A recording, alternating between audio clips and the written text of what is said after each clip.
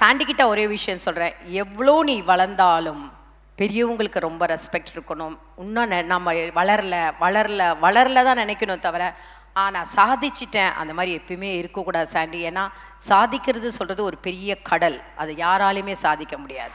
இதை சாதித்தவங்க எல்லாரும் முன்னாடி YG Mahendran sir, Ambika ma'am, Vijayakumar sir என்னோட ஃபேமிலி ஃப்ரெண்ட் தான் விஜயகுமார் சார், அண்ட் ரேகா புன்னகம் பண்ணல ஃபஸ்ட்டு நான் சென்னையிலேருந்து ஃப்ளைட்டில் கூட்டிகிட்டு போனேன். ரகு மாஸ்டர் இது கன்னத்தில் முத்தத்தில் ஈரம் அந்த ஷார்ட்டு தான் நான் ஃபஸ்ட்டு அவளுக்கு கற்றுக் கொடுத்தேன்.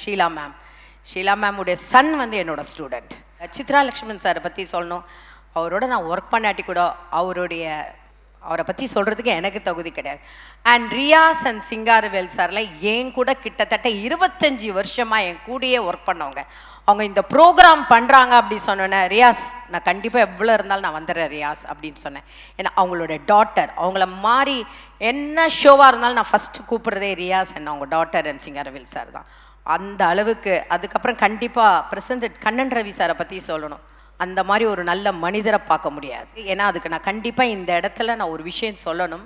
ரோபோ சங்கர் சார் வந்து இறக்குற டைமில் வந்து எனக்கு வந்து ஒரு நாஞ்சில்னு ஒரு பையன் ஃபோன் பண்ணி, அக்கா இந்த மாதிரி ஹாஸ்பிட்டல் பில்லு கட்டணும் அப்படின்னா, எனக்கு அப்போ பயங்கர கோல்டு ஃபீவர் இருந்தது. நான் சொன்னேன் ஒரே நிமிஷம் எனக்கு கரெக்டாக கண்ணன் ரவி சார் ஒய்ஃப்க்கு ஃபோன் பண்ணார். ஒரே செகண்டில் எனக்கு அவர் ஃபோன் பண்ணார், எவ்வளோ பில்லு மாஸ்டர்? ஒரே செகண்ட், ஒரு நிமிஷம் இல்லை, நெக்ஸ்ட் டே 5 lakhs அவங்க வீட்டில் போய் சேர்ந்தது. அந்த பில்லு நீங்கள் யோசிச்சு பாருங்கள்.